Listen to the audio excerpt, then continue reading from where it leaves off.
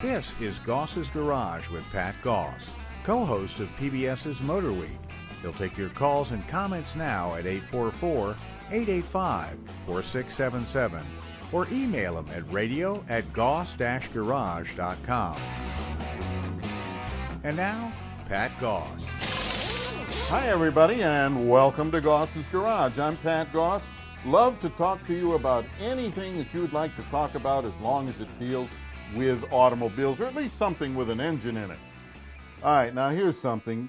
3 times this week, I've heard the same silly statement from 3 separate drivers about noises their cars were making. Now, each driver said that a noise was annoying, so they turned up their radio and went into ignore mode. There was a time when I would have thought, well, this was just the punchline to a sick joke, but over the years, I've learned some people actually do it. Please don't. It could be dangerous or lead to a giant expense. Ignoring noises can lead to serious damage to the car, or in some cases, accidents and even death. The proper thing to do is not turn the radio up or ignore the noise, but instead turn the radio down and pay close attention to the noise. Then head immediately to your favorite repair shop. If the noise gets noticeably worse on the way, stop and have the car towed. Towing is usually much cheaper than what might happen if a part fails and takes out other parts with it or causes an accident. Unless you absolutely know what's going on and what the consequences are, don't be a human and rationalize. You rationalize it's just one more block or it's just one more mile to the shop, because you could be in for an ugly surprise. See, many times when you push a noisy part till it totally fails, it damages other parts.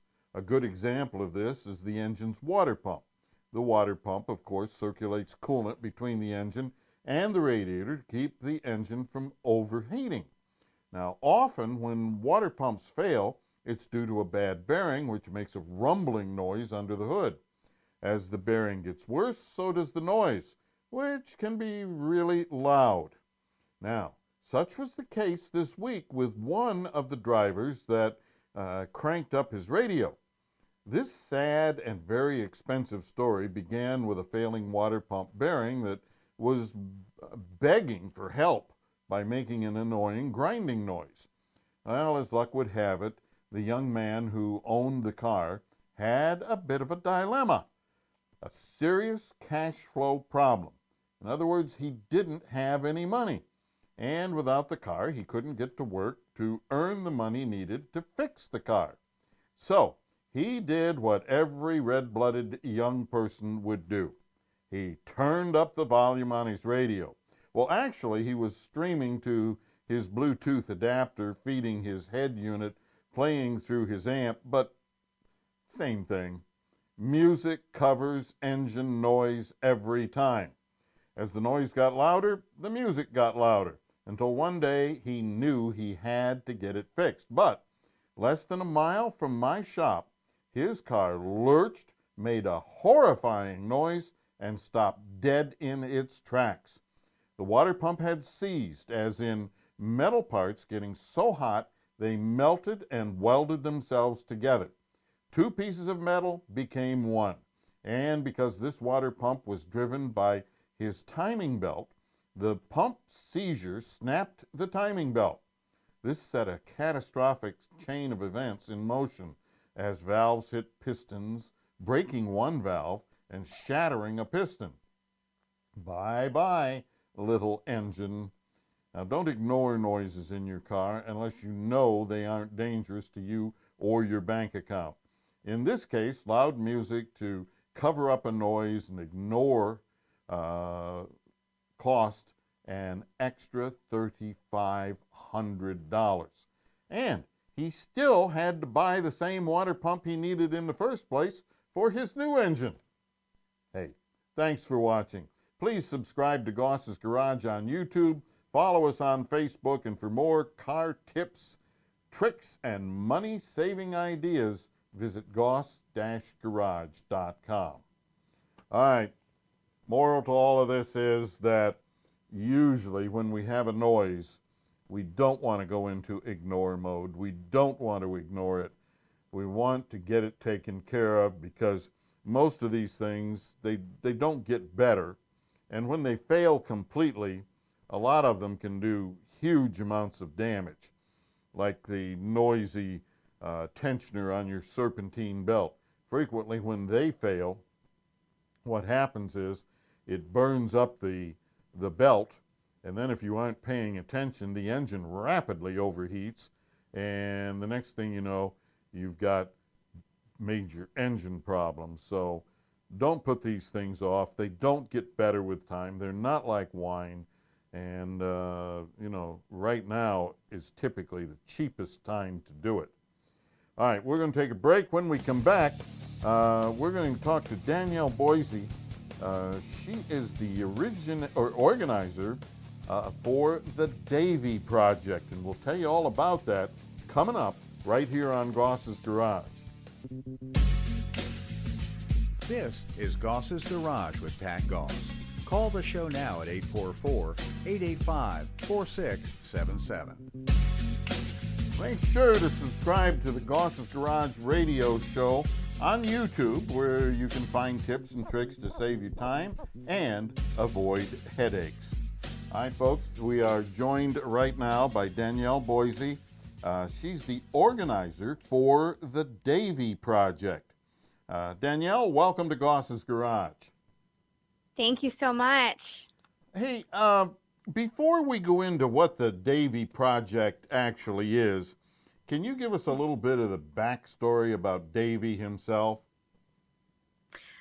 Sure. So Davey actually turned 34 yesterday, and when he was 15 years old, he was jumping on a trampoline with his friends, and he hit his neck.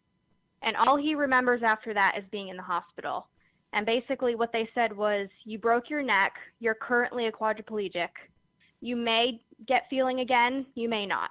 But in a year and a half, you'll know. So for a year and a half, he lived with the hope of being able to walk again, and unfortunately that day never came. So here we are, decades later, and he's in an electric wheelchair, and he also, you know, relies on a handicap-accessible van that is driven by either our friends or his aides that help him through the day, so that he's able to go to work and go to church and see his friends. Now, what about his family, though? Unfortunately, Davey's family situation wasn't so great. So they were living in a trailer in Charlotte, North Carolina, and his mom was a drug addict. And I'm sure this accident didn't help her addiction. So he was sent to Wilmington, North Carolina to be put in a nursing home when he was 15 through, I want to say, 18 years old, so that he did receive care.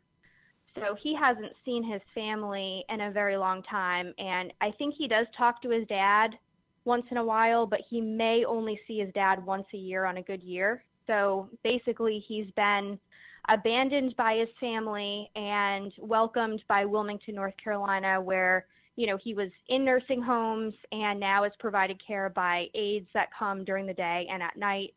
So his friends play a big role in helping him live a normal life because his family isn't there. Okay, so he's really, other than friends, on his own. He is. He definitely is. Okay, now, does he have any income at all? He receives $730 a month through the government, which is unbelievable to me that somebody is expected to live off that. So what he does is he has to live in an apartment with 2 other roommates. And I'm sure at 34 years old, that's not what he wants to be doing. He would love to be independent, but he has to pay for rent, he has to pay for food, and he has to pay for gas for his van, which, you know, every other week it's needing a repair, and he's just not able to do that with a $730 income. So he cleans toilets at a daycare 3 days a week for some additional money. Okay.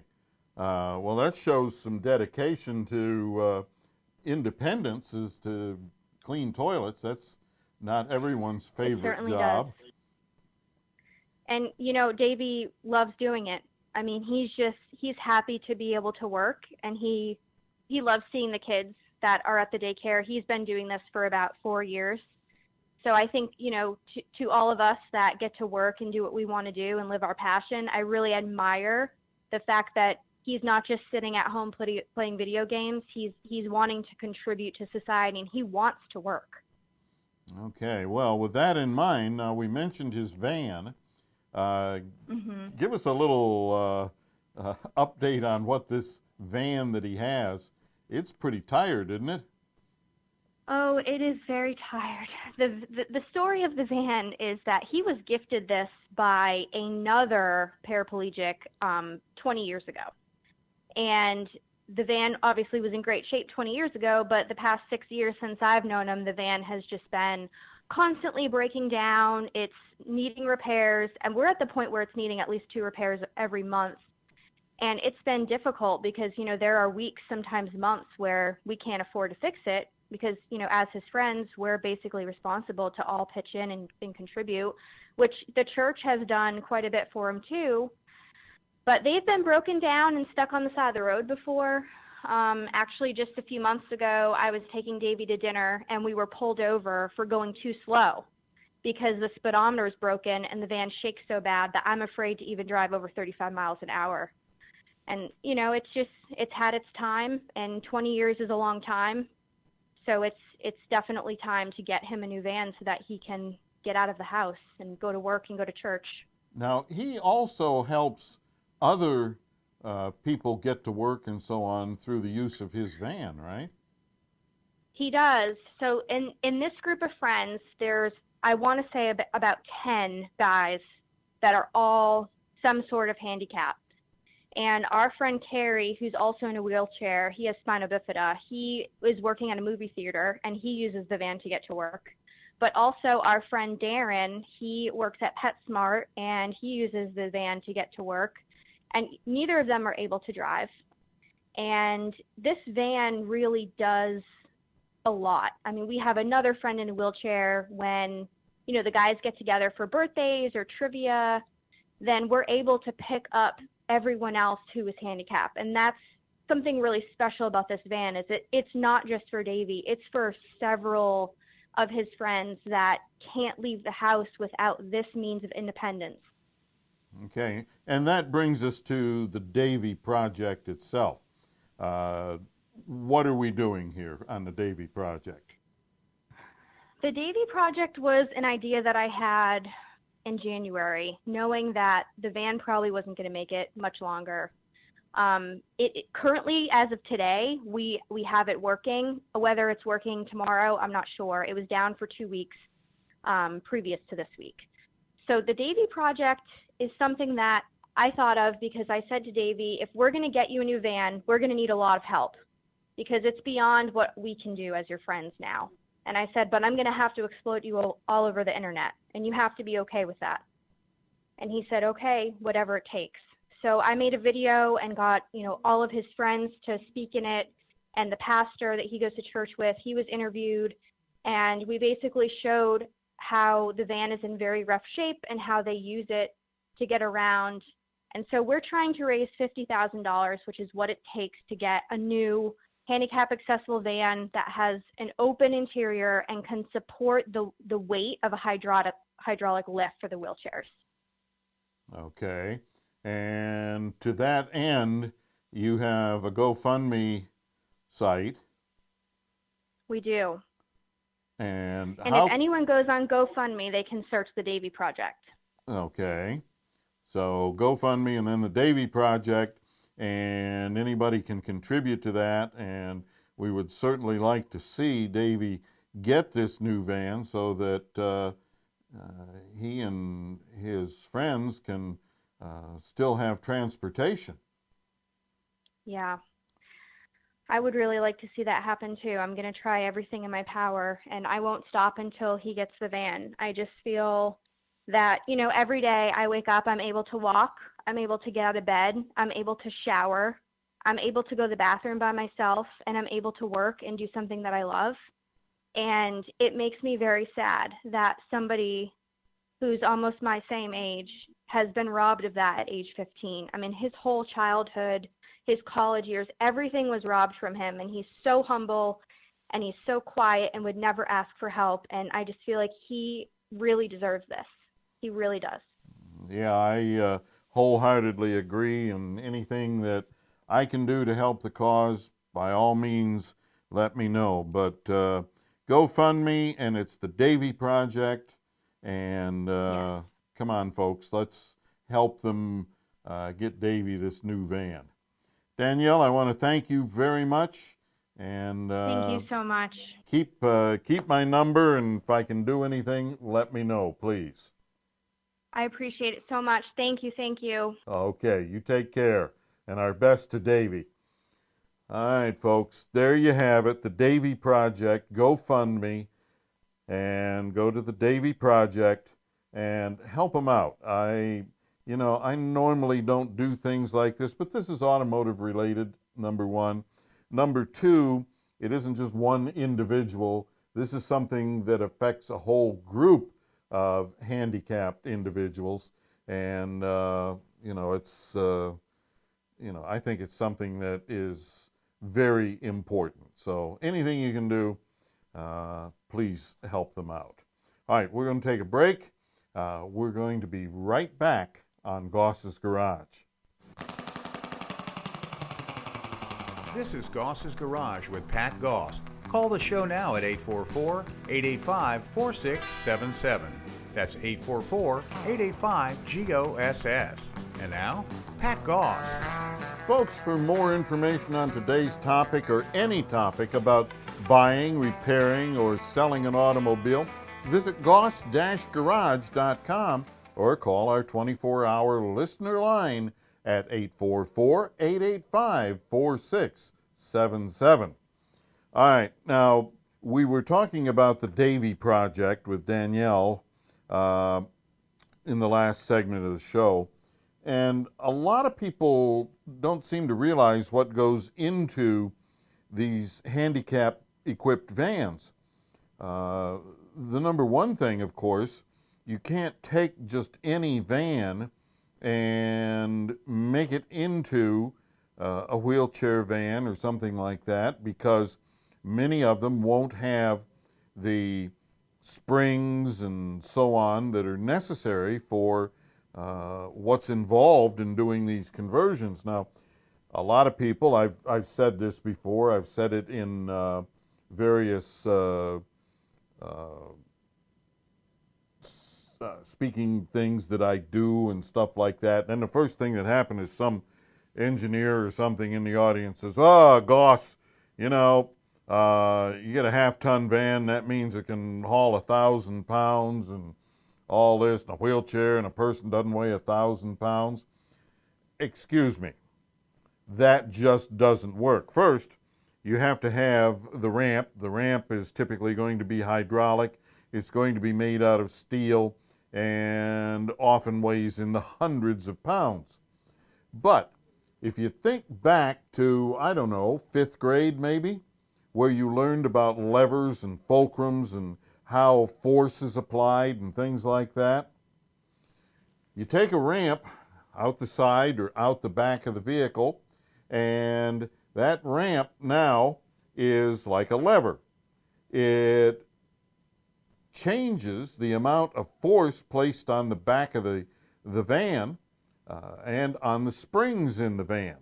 So it isn't just like having something that is positioned on the top of the bumper or something like that. The lever of this ramp sticking out adds extra force against the springs and the various components under the van. So you have to start with something that has considerable capability. Can't just be the basic minimalist van as far as the suspension is concerned. So we have to start out with a van that has a considerable amount of underpinnings. Even the tires have to be rated properly, again, because of the extra forces and the extra weight that is applied to them, and so on. But once you have that, then you have to look at the various things. You're going to put this ramp in the back of the vehicle is going to be the more typical place.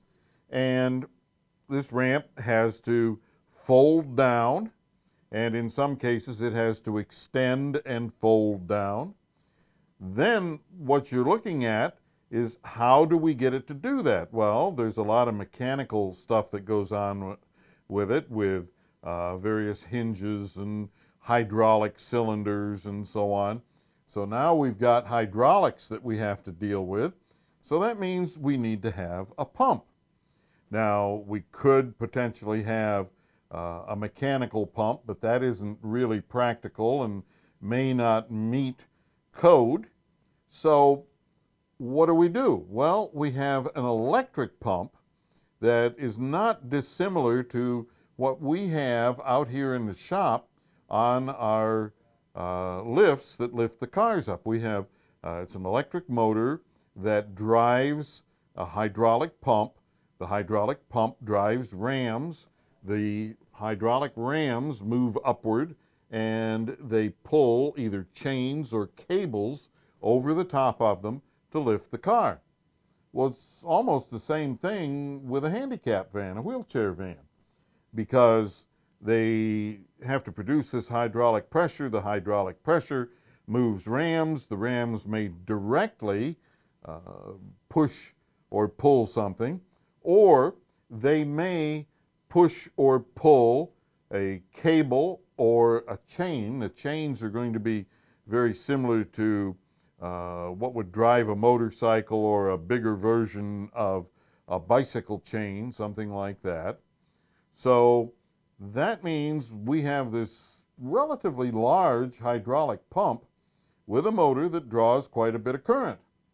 So now we don't want the van and the passengers in the van to be stranded someplace so it won't start, because we have depleted the battery using the ramp and other specialized equipment inside the van. So now what do we need? We need a van that has typically 2 batteries and sometimes 3 batteries. They may have 2 batteries for starting. They may have a 3rd battery, which is called a house battery, that operates all of the extra equipment and so on. Or it may be the other way around, 1 battery for starting, 2 batteries as house batteries, or just 2 batteries. But the big thing is, you don't typically have just 1 battery, because that brings everything right to the ragged edge, and you have no reserve there in case anything goes wrong. All right, but now we've got the batteries. Now the batteries, we have to have something that allows the batteries to charge evenly. So if we've got 3 batteries, we need a battery isolator, which is a special device that splits up the charge from the alternator so that it goes to the batteries that need the charge most. Otherwise, it'll essentially charge 1 battery and the others will kind of be orphaned. So you need that. This requires quite a bit of wiring. And then to handle all of this, you need to have a big, heavy alternator. You need an alternator that will produce a lot of electrical energy, but also, because vehicles like this, they're a lot like police cars and so on, they may spend a lot of time idling, keeping the passengers warm or keeping them cool and different things like that. So not only do we have to have a bigger alternator, but the alternator has to be what is called a low cut-in alternator. In other words, a low cut-in alternator is one that produces a lot of electrical energy at a very low engine RPM. See, most alternators on cars, they don't really produce a lot of electrical energy at idle. They have to be revved up for them to produce a significant amount of electricity. Well, low cut-in will produce close to maximum output at idle. And that means that you can use all of these different things and they'll be running off of the alternator, not depleting the batteries, even though the vehicle is idling. So you put all of this together, and then you have things like it's advisable to have heavy-duty cooling system and things like that. These vans get to be very complicated, and they get to be very, very expensive. A van that is capable of being converted, the van itself, not the conversion, but just the van, is probably going to be pushing $50,000. So that's why they're looking for the money. And it's GoFundMe, the Davey Project. All right, we'll take a break. We'll be back in a minute here on Goss's Garage. For more information on today's topic or any topic about buying, repairing, or selling an automobile, visit goss-garage.com or call our 24-hour listener line at 844-885-4677. All right, this is from Mike. Mike is in New York.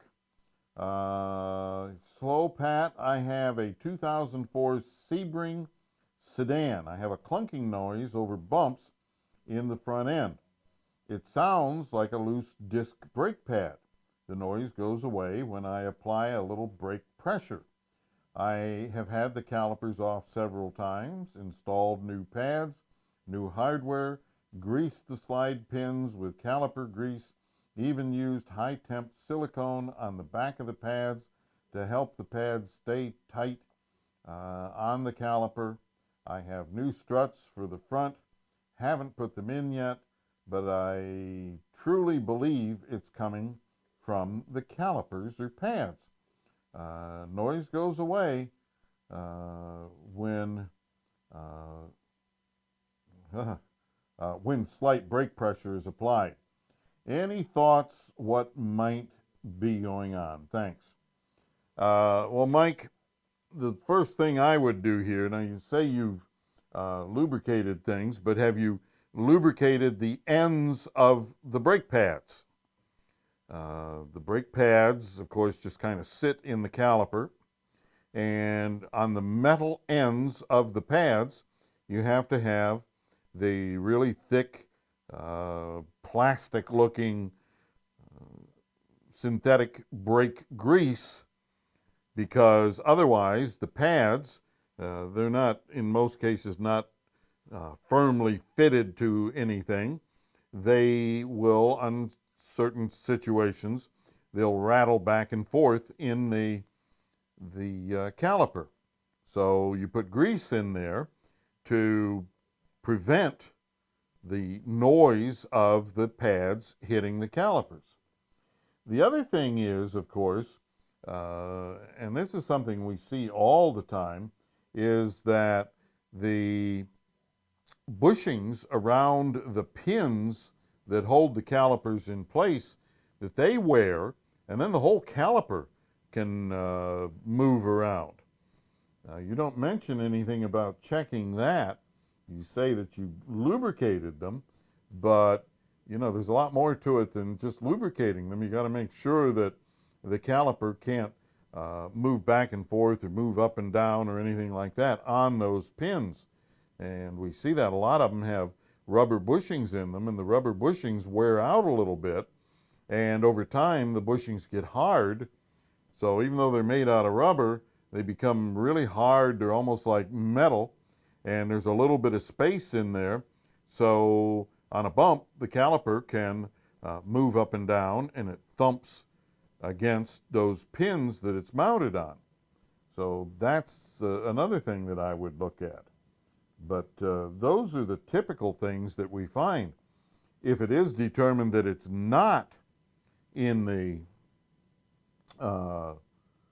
the brakes, and that's a possibility, because one of the things that we find on lots and lots of cars, but especially Chrysler, we find that the sway bar frame bushings are bad. Now, why in the world would that have any effect on the braking, or why would the braking have any effect on the noise from the sway bar? Well, when you apply the brakes, you're binding the wheels a little bit, and that pushes the sway bar up or down against the rubber bushing, so it doesn't move around because it's held firmly in place. So that's another consideration, and those things will sound like metal against metal lots of times. And if you look at the bushings, they frequently don't look bad. What's happened is that they have become hardened. The surface of them is where the sway bar moves in that rubber. Over time, it causes the rubber to become very hard, and as it does that, you get a little teeny bit, lots of times you can't see it, there's just a teeny little bit of clearance between the bushing and the sway bar. And then you go over bumps and it just hammers on a lot of these cars. I had a PT Cruiser in here not too long ago that you drove it, especially at low speed, over small bumps, and it sounded like the struts and everything in the front end of it was getting ready to fall out. Well, come to find out, it was just the sway bar bushings. We put a new set of bushings in it, lubed them properly with anti-seize compound when we put them in, and it was like a different car. And putting sway bar bushings in is a piece of cake. Probably, even if you're not mechanically inclined, have 4 left thumbs and try to do it with your feet, it's still only going to take you a half an hour. So keep that in mind. All right, let's take another break. We'll be right back on Goss's Garage. All right, for more information on today's topic or any topic about buying, repairing, or selling an automobile, visit goss-garage.com or call our 24-hour listener line at 844-885-4677. All right, this is from Mike. Mike said, I wanted to ask if you have ever made a video or anything on upgrading your headlights. I have an older 2006 Liberty CRD. It's kind of a rare one. That's a diesel. It came with halogen bulbs, but I really like the brighter, more white light the new cars that have HID and LED headlights have. But I'm not ready for a new vehicle yet. What do you think about fitting aftermarket HID and LED headlights in vehicles? Then he goes on to say, I tried an HID kit I purchased online, oh boy, about 1.5 years ago. It was not hard to install, and the light was very nice. Bright white, 4300 Kelvin. That's not really all that white. It's a bit whiter than the halogen bulbs, but as light goes, it's not white. All was well till last month. The left headlight started to go on and off at times after driving a while. I swapped bulbs, still both worked. Checked all connections, but still after driving 5 minutes, the left side would go out. I guessed it was a ballast problem and tried to contact the vendor for warranty support, but they failed to respond, and I went back to the halogen so as not to get a citation for faulty equipment. Are there any good HID or LED headlight upgrade packages that you can recommend? Well, Mike, not that I'm aware of. Most of the kits that you find on the internet are not all that good. We get them in here all the time with the ballast that is bad, and just like you did when you call the manufacturer or the distributor, whatever they might be, you don't get any response. And a lot of these, the customer will come in and say, hey, I need thus and such, can you take care of it? I have the HID conversion, it has a lifetime warranty, and if so, can you call and get it handled? Sure, we can take care of that, that's no problem. Except that probably 99 times out of 100, when we call these people, they never call us back. They do not answer. They do not call back. So for all intents and purposes, your warranty is just absolutely stinko. It's worthless. So we encounter a lot of that. You'd be shocked at how many times we come across that. I would be more inclined to do an LED conversion because there's a lot less to it. There are no ballasts involved or anything like that. So you can do it real simply. A lot of it is just plug in. HID, I wouldn't do. HID is going away anyway, as far as new cars are concerned and so on. Most of the manufacturers are now moving away from HID and going into LED. So that's the conversion I would look for. I would look toward a company, not so much the brand of the particular conversion, but the company that's selling you the conversion. Companies that are well respected and so on. I guess one that comes to mind is JEGS, Jegs, or Summit, and companies like that that have been around for a long, long time, and they will, in many cases, go to bat for you to intercede with the manufacturer. So I would look at that because a lot of this stuff that you buy straight from a distributor on the internet, you might just as well take the warranty paper and use it as a good way to start the fire in the fireplace on a cold evening, because that's how much good it does. The other thing to keep in mind is that there is a huge difference in the lamps themselves.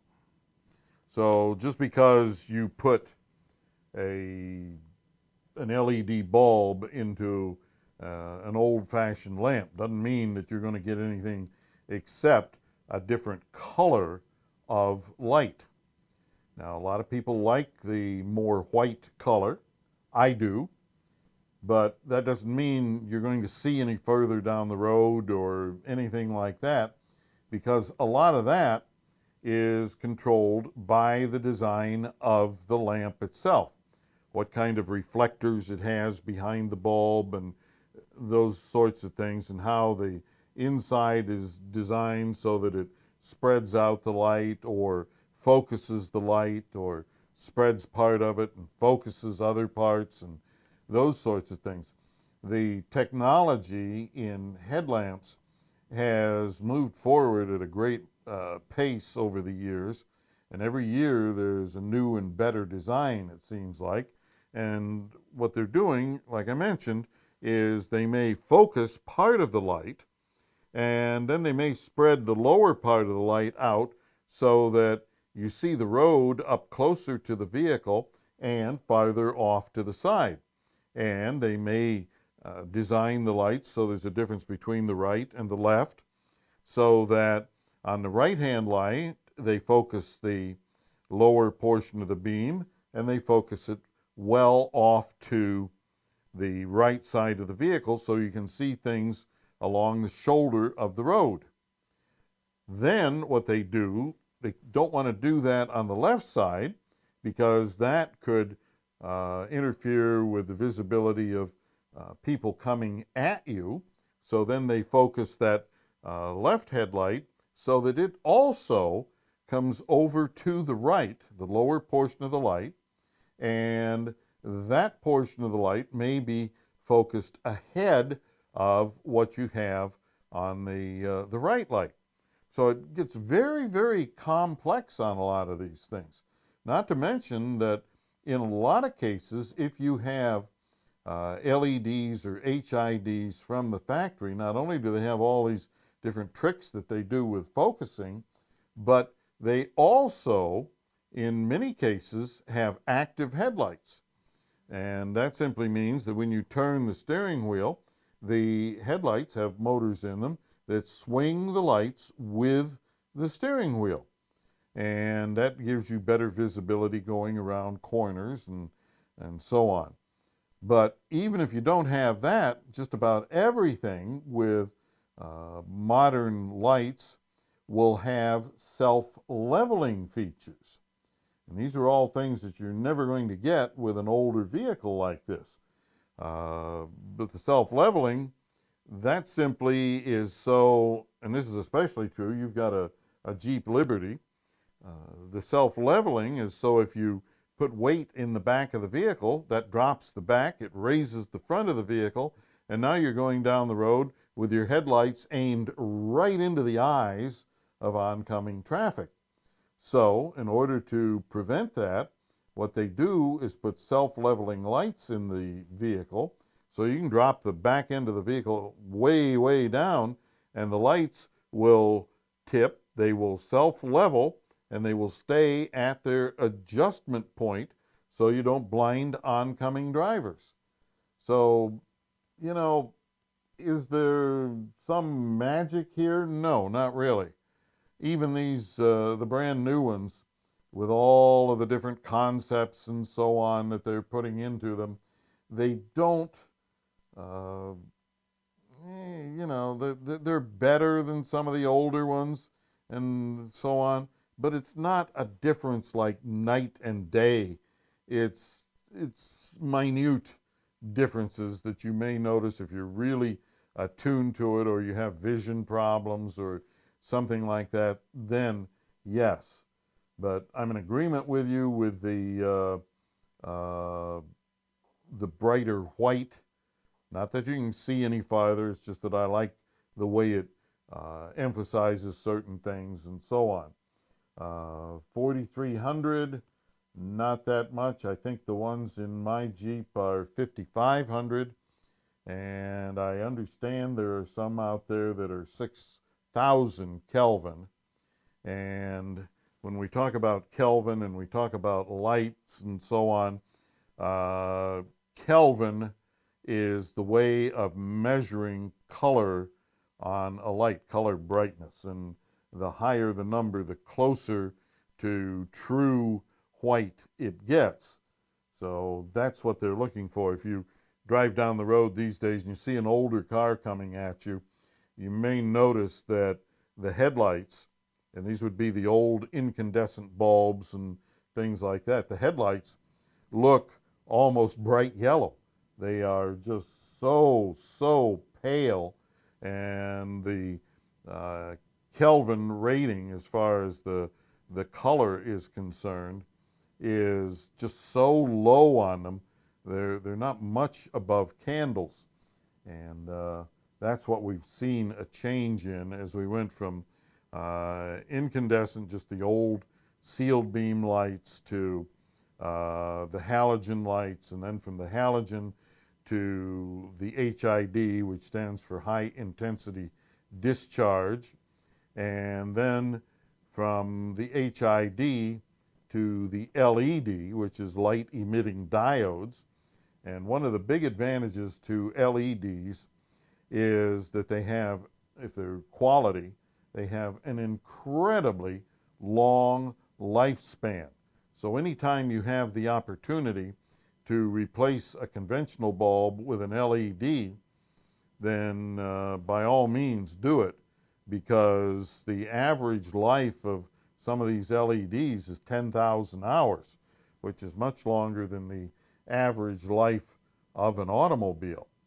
So, you know, you could potentially replace all of the bulbs in your car when it was brand new with LEDs and never have to replace a bulb again.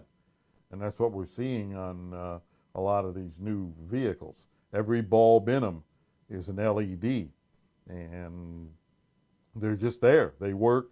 You don't have to replace them. They just don't have issues. So anyway, Mike, that's my take on the LEDs and the HIDs and so on.